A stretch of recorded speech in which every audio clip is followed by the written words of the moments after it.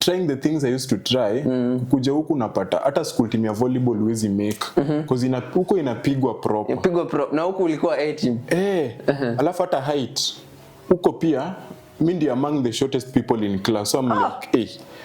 So first it took a toll on me and I was like, hapa tu itabidi nimeshrink. Alafu because all the attention is on me. And now, unaona hizo vitu zote nilikuwa nafanya hizo vitu 5. I decided to narrow down to one, and that was now education. Nikasema this is now what I'm going to focus on. Because in education, si ni mwalimu tu kwa class ujibu maswali akitoka suna nyamaza. So every time even people went to play me, I was there with my books. So that is where I remember nilikuwa na score marks zingine hadi walimu wanashangaa msee huyu anaweza kuwa ameiba. There's a time hata I think it was the maths teacher. I got 98%. 98? I got 98%. Mwalimu akasema, and people also complained in class. Wakasema hii kitu haijaifanyika huku. Because ilikuwa shule yenye unapata the highest akienda sana amepata 70. Unakuja hapo unapata 98. Who are you? So the teacher sat next to me in an exam. The whole time. Mwalimu amekaa hapo kanda yako. Nataka kukuprove. I didn't score as much, but I got a 90 in that exam. Mwalimu akasema okay. Then there's this other time pia watu waka-complain ati nilikopi insha. Msikia 98 si as much. Waka-complain nilikopi insha because I had kurunzi ya insha. Yenye nilikuwa nimetoka nayo Laser Hill. So if you study kurunzi ya insha well, kuna kuangana hizo like nitwangu hizo words. Like I remember my very first insha niliamka asubuhi na mapema kabla jogoo kwanza kuwika. Sawa? Nikatoka shoti kama paka aliyeguzwa na kala moto mkiani nikielekea bafuni kuoga. Nilioga na maji baridi kama ya barafu. You get? So like such Kiswahili people walk alafu najua ni wapi wajaka. Sawa? Hii Kiswahili pa. Kiswahili sio mdomo chetu. Kiswahili sio mdomo chetu. And wakasema nimekopi.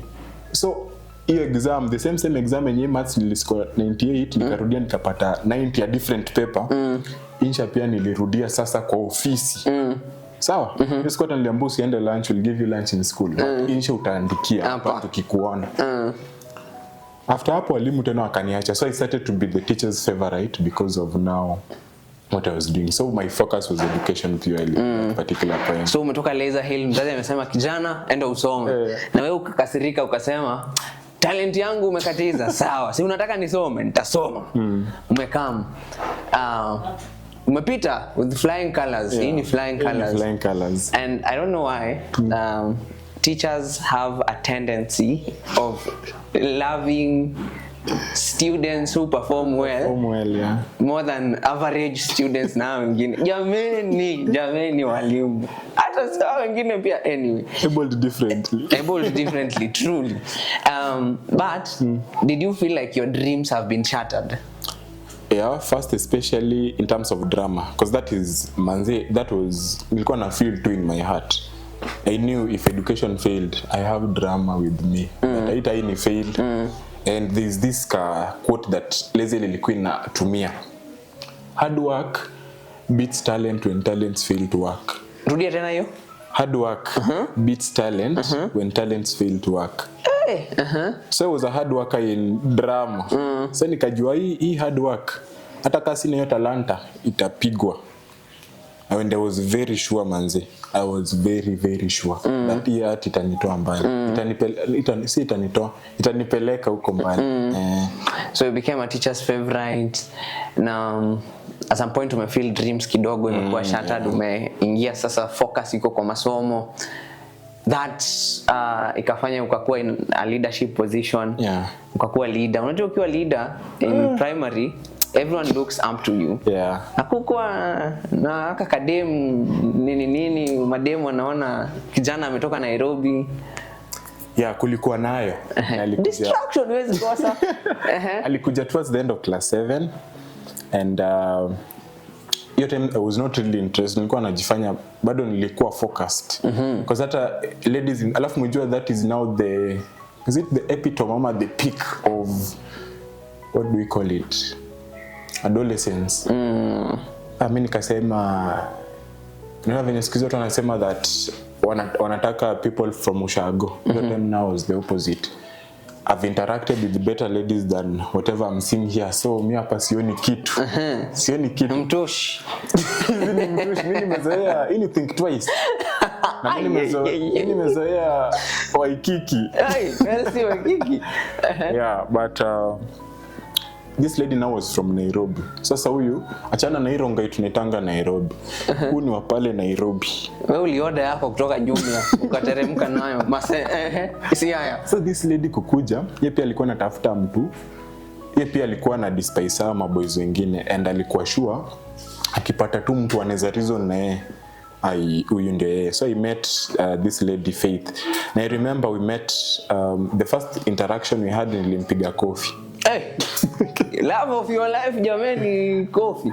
And nilimpiga coffee cause we were doing, I think ilikuwa insha, second day na kuanga insha mwisho if I'm not wrong.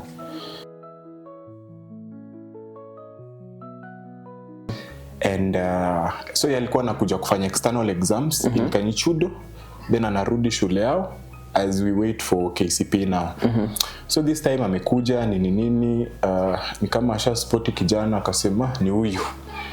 So I think that time niliambiwa ni collect papers.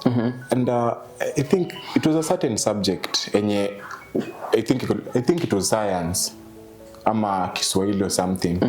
So after wamechukua zile zinitongwa aje answer sheet zimeenda. I was index number 1, so nilikuwa pale kwa mlango. So and hiyo time alikuwa anaangalia index in terms of how you perform. So akaniambia now invigilator akaniambia now collect papers, now the question papers.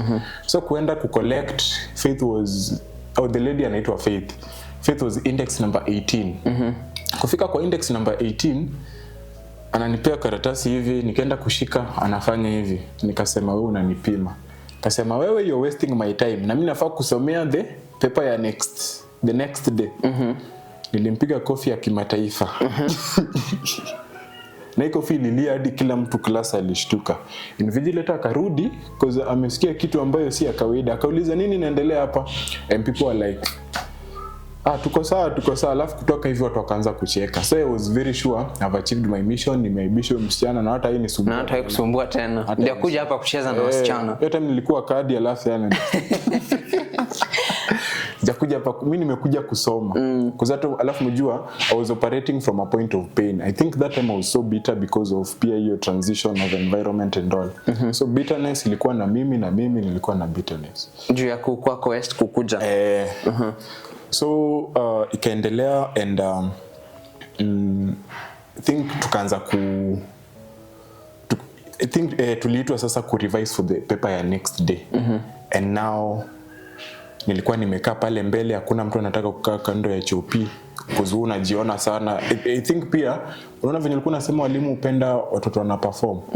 Alafu au wengine pia kuna in some schools they don't like the performing students because you performing better than them. Because me nilikuwa nashinda number 2 na around 100 marks. Hiyo ni on a normal day sijasoma. Sawa? And so it was tough. Watu wanakuexclude umekaa hapo peke yako. Na hiyo katika harakati ya kukaa hapo, Faith came in last for that revision class. Akakaa kando yangu. Not that hakukuwa na seat zingine. Kulikuwa na viti zingine, but Faith chose to sit there. Anajiuliza, wewe ile kofi ni kama unasahau haraka sana. Faith ni kama alikuwa anasoma Biblia. Alisema umenipiga hii, chukua pia hii. And I was like, hii hapana. So tukaendelea ku revise kidogo, mwalimu akatoka. Mwalimu kutoka hivi, and by the way one of the teachers pia alikuwa brother ya Faith. Na ukampiga kofi. Mwalimu wa CRE. Na unajua hapo tulikuwa na revise social studies na CRE. So brother yake kutoka akamfuata, Faith akamfuata. Mimi nikasema hapa sasa naenda kusema. Kwisha wewe. Na mimi kwisha. Faith mjua alikuwa anatoka I believe alikuwa anatoka kwa familia ile, you know, the elite. And kutoka hivi Faith akarudi. Yote mia kurudi nikasema acha nikutoke. Nikaenda nikakaa nyuma na nikasema acha nione fellow comrades. Niende nikae na watu and kwenda huko nyuma Faith akarudi tu akakaa pale mahali alikuwa amekaa, nikasema yes, target achieved. Kasema wewe hautanipata tena. Sitaki mambo ya Delilah. I'm very focused. And so kukaa pale nyuma ikafika masaa kwenda nyumbani. Hiyo masaa kwenda nyumbani Faith gives me a letter in my hand. Faith gives you a letter? Yeah. Sasa hii barua nikasema hii nayo me was just like this is something basic. Labda ananiambia alinikosea, nataka kuomba msamaha. So hiyo katika harakati ya watu kwenda nyumbani I decided to open this letter. And sitasema mengi kuhusu barua hiyo, but pale chini kulikuwa na I love you in English. Unajua kuna venye word kisema sikizi Kiswahili I make sense. Nakupenda na I love you. Very two different. Nikaona hapo I love you and I love you after coffee though. After coffee. Okay. But there was some tea there. It's about to get interesting. Yeah, so manzi mimi niliona hii and for a moment my heart nilisikia ime soften and nilikuwa na feel some kind of way. Umeambiwa I love you. I love you after kupiga mtu coffee and all that. So that is when now nikaanza kupicture Faith, like naweza funga macho nione the way the lady is beautiful. You had faith. I had faith. So kufika pale gate yeye alikuwa anateremka, mimi nilikuwa napanda. So akateremka nikasema hapa itabidi nimefuata Faith nimwambie nimepata barua. Na umejua alinipea kwa mkono, so bado namfuata kumwambia nini? Barua nimepata. Na nimeisoma. Nikamfuata kufika huko chini, alikuwa anatembea peke yake kwa sababu pia watu wataki kutembea naye. Nikakutana na Faith and kufika hapo manze I lacked words. Nikamwambia I got to the letter. Na kidogo nikaenda nyumbani. By the way kwa hiyo letter alikuwa ameandika jina. And just to summarize, not jina but number. Alikuwa amenipea namba yake ya simu. Hata alikuwa na simu primary. Alikuwa na simu primary. Yeah, she came from a wealthy family. Yeah, so akaniambia you can call me anytime you need. And especially today. Call me today. Sasa hizo mimi sina simu. Simu nilikuwa na target ni simu ya madhe. Nimejua huko Ushago kuna Kiroboi, inaitwa Kiroboi. Kwa naitanga Tove. Yeah. Si tulikuwa tunaita Nyangile. Kwa Kiswahili sanifu inaitwa Kibatari. Yeah, sasa hiyo Kibatari. Kwa tulikuwa na Kibatari na mmoja nafaa kuzimwa system utaacha hivyo iwake. So mimi ndo nilikuwa naizima kwetu. So nikamwambia mama leo tuzimi. Zima hiki kitu tulale. Nikamwambia zima hiki kitu na alikuwa naiweka next to the phone. Phone ilikuwa hapa. Ya Nyangile ilikuwa hapo kando. So kwenda nikazima nikachukua simu. Ilikuwa tactic. Ndio by the time inazima simu umechukua. Kwa sababu naizima alafu naiweka hivi chini. So by the time inagonga chini mpia umokota simu. Nikaenda kupigia love of your life. Msichana. Kwenda kupiga hivi. Akashika. Kwenda kuongea hivi madhe anasema leta hiyo simu hapa. So madhe alikuwa amejua umechukua simu lakini anakungoja aone unafanyia nini. Alijua okay. Juu nilitoka nje naye. So kwenda kuongea na nani hivi Faith already anaongea.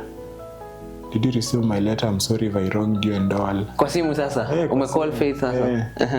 Madhe akasema leta hiyo simu. So madhe alichukua simu and tujeongea na Faith kwa simu.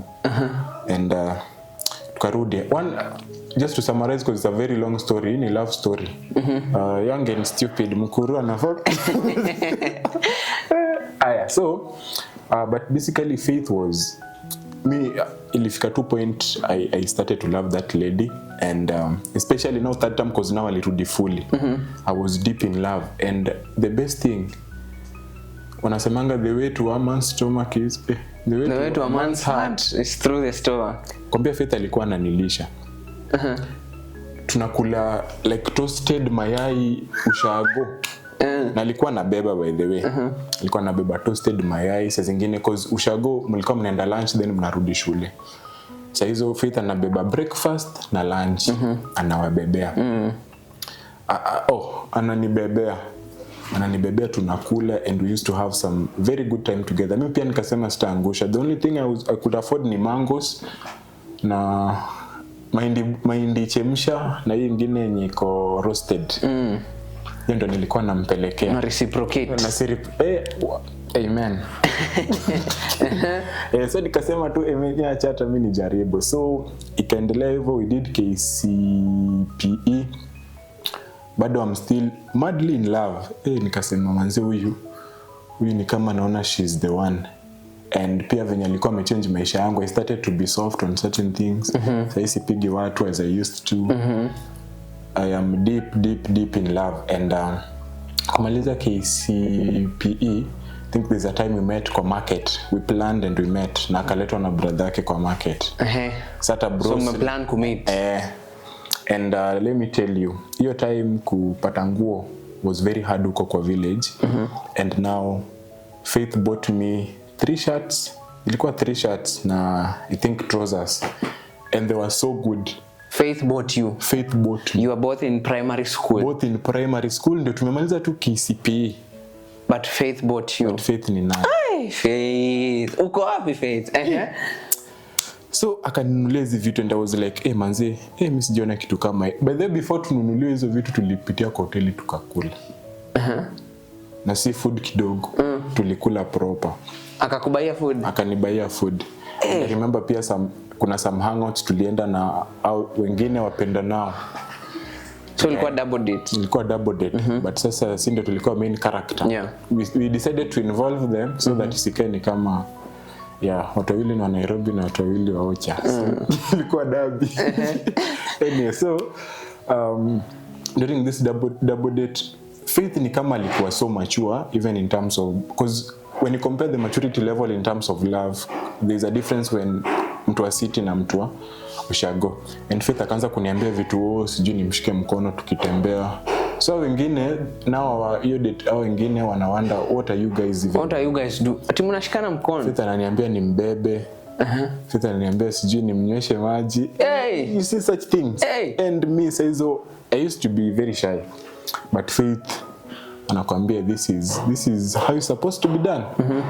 Mziki kidogo after a while Faith alirudi Nairobi and you can't imagine that was the last time I heard from Faith. That was the last time you heard from Faith? I heard from Faith. Manzi tujaiongea tangu aje in high school. And there's a day nilikuwa naenda saa kureport Manor House. On that day tumekaa nyuma ya seat ya driver. Na kuna mtu alikuwa amekaa hapo mbele. Hapo katikati ya driver seat na kiti ya dirisha. Akiwa amekaa hapo katikati akatoa barua kwa bahasha. Iko imeandikwa Faith tararara. And that was tararara ni nini? Si huyo Faith ilikuwa letter yake ya admission to a certain school in Siaya. So you mwenye alikuwa amekaa hapo probably was the father. Niko na admission letter yake. And that is when nilikumbuka Faith and kachozi, ni machozi ama kachozi. Ilitoka tu moja because I used to remember what that lady used to do to me. So wait a minute. You've never met Faith from then till now? I've never met her. I've never heard from her. And hata mimi venye nilitoka hivyo kurudi ushago sijawahi rudi. But si alikupatia namba? That is in 2015. So hii number apparently unaona ile time nilimpigia mama akachukua simu. Mama alidelete hiyo number na mjua barua so mom nakupenda but kidogo mama bet bana ulichoma. Alichoma and it was also hard to like trace the number but najua mali anaishi because I think there's a time we went to, so I was saying if all these other ladies break my heart but anyway I'll look for Faith. If you're watching this, remember Victor Onyango. Ule mmoja ule. Ulikuwa anaitwa Faith Akoth. So wherever you are, hata kama ulisahau sura. Sura ndio hii, amegrow sasa, amekuwa mkubwa. Na ndevu iko. Tafuta mtu wako, first love. Now, umemaliza high school. Now, how was now the transition back to Laser Hill, because ulirudi saa Laser Hill? Nilienda Manor House then Salem. Kanda Manor House kwanza. Kwa Manor House 2 years. But then siku mention Manor House, I was in Form 2, I was the basketball captain. and hii basketball yote I learned it from Laser Hill. Siku mention pia by the way, nilikuwa nacheza other than football na volleyball na drama, basketball was there. Na tulikuwa tunaenda, I think hiyo time tulikuwa tunaenda Brook House if I'm not wrong, kucheza basket. Kiwa there was a junior team in Laser Hill. So hii experience yangu yote ya backend pia during the holiday, since tulikuwa tunaishi Laser Hill, tulikuwa tunacheza basket during the holiday, so kulikuwa na some experience. Hiyo experience nikaleta huku Manor House. They were not so serious with that game. Tukaanzisha kitu and at form 2 captain, I think that also is another place of leadership. And we learned a little bit of things, and huko pia Kitale was not easy for basketball, especially with St. Joseph's boys St. around. Joseph's boys. Hao ndio Jobo, my dream school. kuna game walitutandika quarter finals, tukasema kwani hamna utu. Yeah, so kulikuwa na hizo, and pia sicknesses. Yo baridi ya Kitale has a lot of baridi by the way. Especially Kaujazoea. Kitale is my hometown. Na imagine unatoka Kisumu, aninizi side za Siaya, side za Lakeside mali kuna wakajua ile kali then. So after form 2 nika transition now to back to Laser Hill sasa. But in Manor House pia I was, apart from hiyo sikuwa like, nilikuwa tu mtu tu wako, unaonanga si perform vizuri na si perform vibaya, tuko hapa katikati. Because pia sikuwa nataka ile attention ya kuwa noticed tena in this new school, kwa the center of attention. So not much happened there, but the best thing I did there was to sell avocados. Maana usiko na miti za avocado, so watu wakienda midterm si tunavuna, wakirudi tunavuna avocado za shule na mnaziuza kwa shule, na tunaziuza kwa shule. Tuko principal, unasikia maneno yasikii Kiswahili. Yeah, so basically that was it. Then sasa nikakuja Laser Hill. Through this time I think there's something that happened sasa nikiwa huko Siaya that made me now resistant, not really resistant, but I used to fear ladies. And it happened after Faith Amanda. So nilikuwa naogopa wasichana, so Manor House no go zone, hakuna kuongea na madema hapa. But now transitioning to Laser Hill, there's this lady that niliekwa nikakaa nyuma yake. Pia tuseme ni mwingine. Sasa huyu hata sitasema jina, atajijazia. Before hata tuendelee, maybe you can tell us if, because ume brush off ukasema there's something that happened that made you uogope kuinteract na wasichana. Is it something you would want to share? I'll just touch a little bit of it. And I would say this.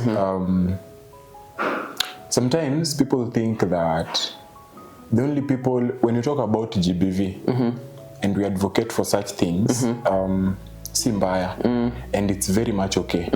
And when you talk about gender-based violence, people always think it's ladies. The ladies are the victim. Most of the times, na si mbaya, because most of the time ladies are usually the victims.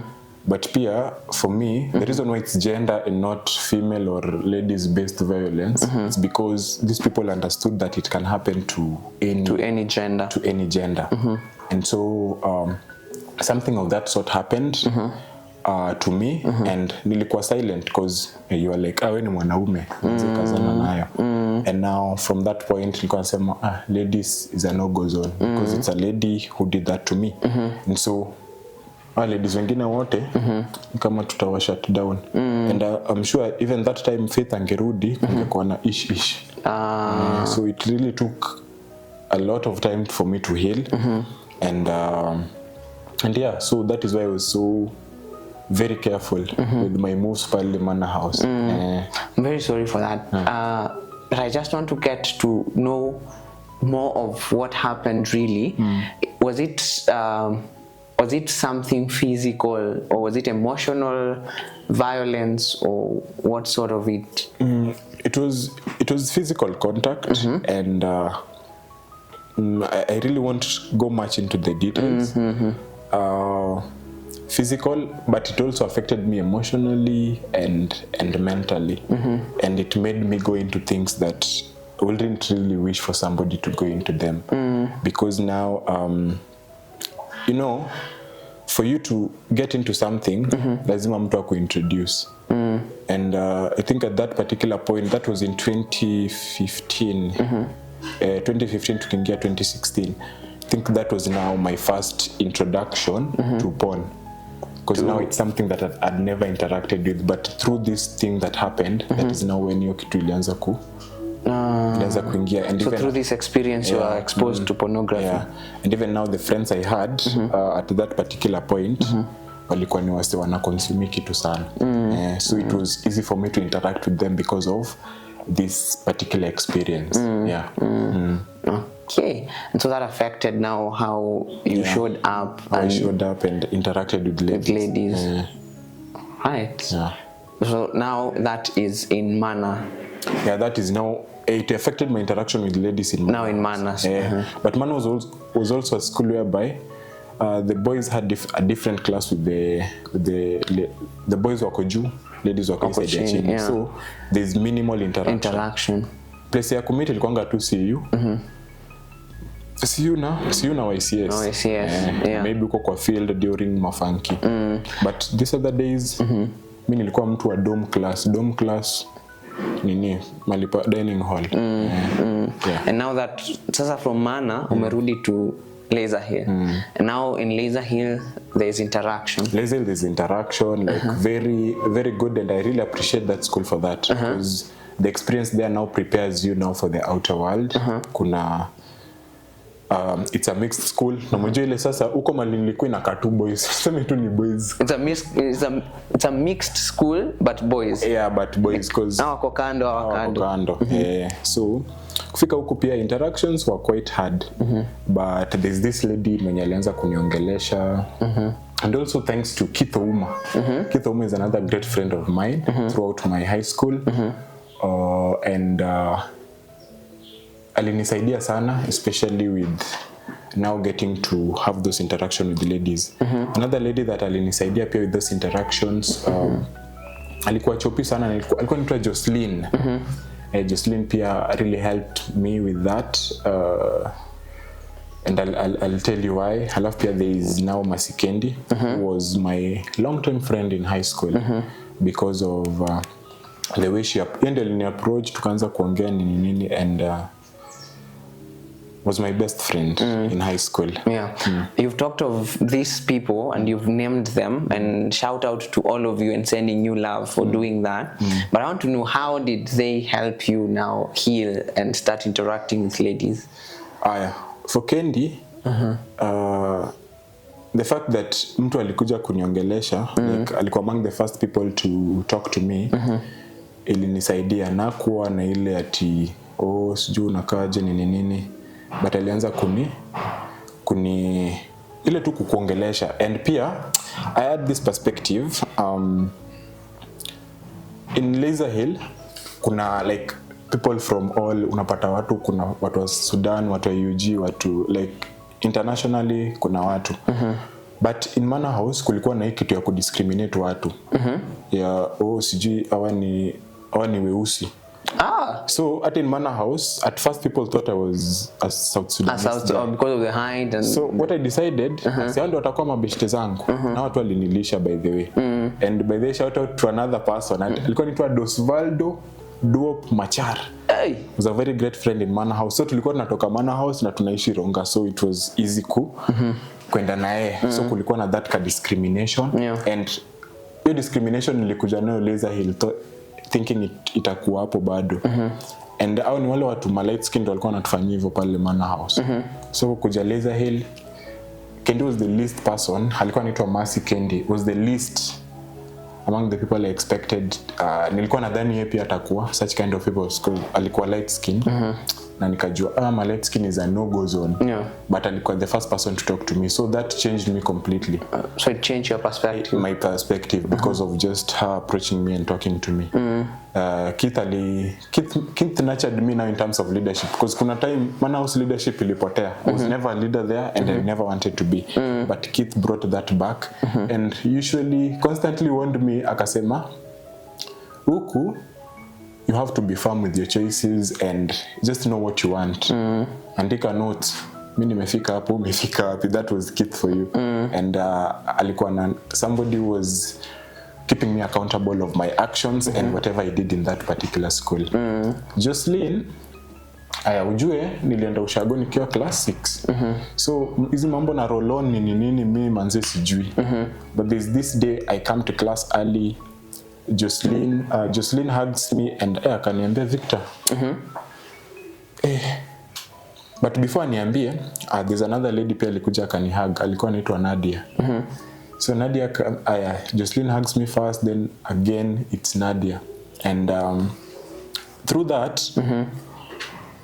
watu waliniambia nanuka jasho. Unajua nilikuwa nimeoga asubuhi. Ni ukweli, si passport.